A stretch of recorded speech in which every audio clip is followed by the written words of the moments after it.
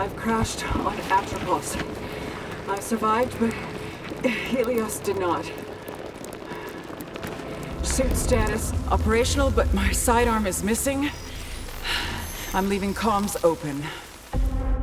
After a few hours in PS5 exclusive Returnal's first two areas, I can already feel the signature housemark hooks sinking into me. But whether you've ever played a game from the Resogun developers before, Returnal's heart-racing combat sequences against ever-threatening enemies are great to be in control of, and just as thrilling when finding yourself on the back foot. The time loop nature of Returnal keeps the experience fresh by introducing new weapons, enemy types, and scraps of story at every turn. Simply put, I'm getting the same feelings that IGN's 2020 Game of the Year Hades evoked to me during its early hours. And that can't be a bad thing. Just like Supergiant did with its pantheon of Greek gods, Housemarque displays a clear love for its inspirations, evident from Returnal's first frame, as you half expect an Imperial Star Destroyer to pass by the slowly panning stars in the sky.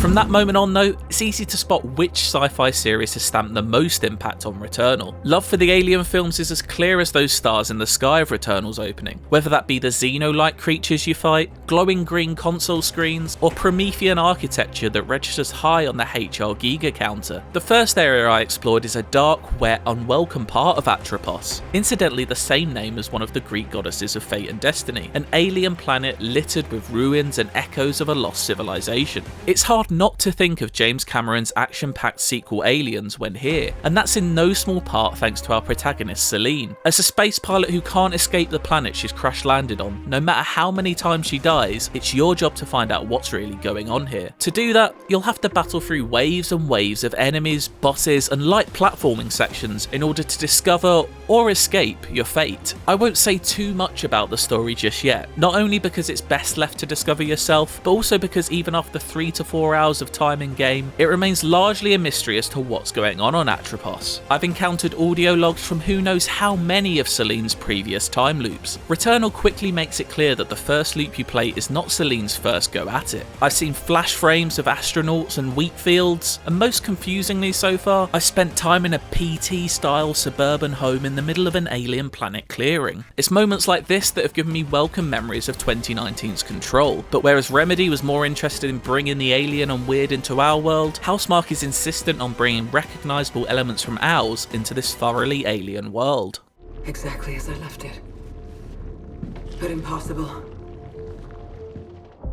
Finding the familiar and the wholly unfamiliar is a running theme so far in Returnal. The second biome you enter is in stark contrast to the first, and consists of red sanded desert with elements from the 1994 Stargate movie that I have a bizarrely good memory of, despite only seeing it once at the age of 7. Anyway, there's no Kurt Russell, but Celine must have had a hurt muscle or two along the way, as this area, especially towards the end, pushes the difficulty up quite a bit. On the whole, Returnal is challenging, but from what I've experienced, it's not overly punishing. My first run lasted around 90 minutes and took me all the way to the second biome, Crimson Wastes, after defeating the first boss, and only ended once I came up against a threatening new enemy I hadn't encountered yet. I wouldn't say I had to play outstandingly well to reach that point, but had picked up a couple of useful abilities and items along the way that made life easier, such as the ability to create shockwaves of damage every time I jumped. But all in all, I haven't played enough loops yet to know just how lucky I got. From this early point though, the challenges feel about right. Difficult, but not unfair, and having reached the second area's boss recently, I can tell it's not going to be the relative cakewalk that the first felt.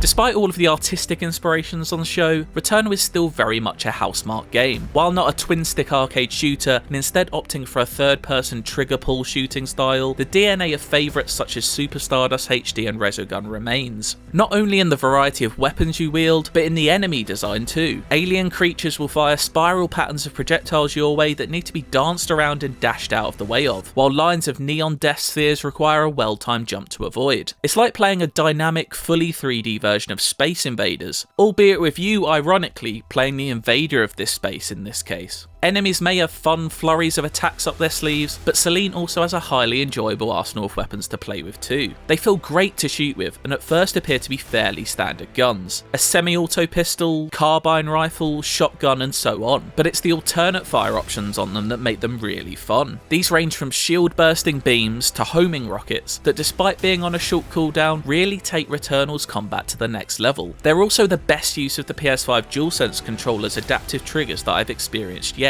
with a soft push of L2 allowing you to aim down sights, but a full press of the trigger activating your alt fire option. It's this sort of bullet hell pedigree and heritage that Housemarque made its name with, combined with the studio bringing story to the forefront like never before, that has me so excited to play more Returnal and see where on Atropos it's going. Early on, it appears to be combining the satisfying loop of action and discovery that Hades offered with every new run, married with a striking Space Marine aesthetic. The inspirations and influences are clear to see, but Returnal is still very much a Housemarque game at its core, and that's what has me wanting to play, and indeed die, again and again.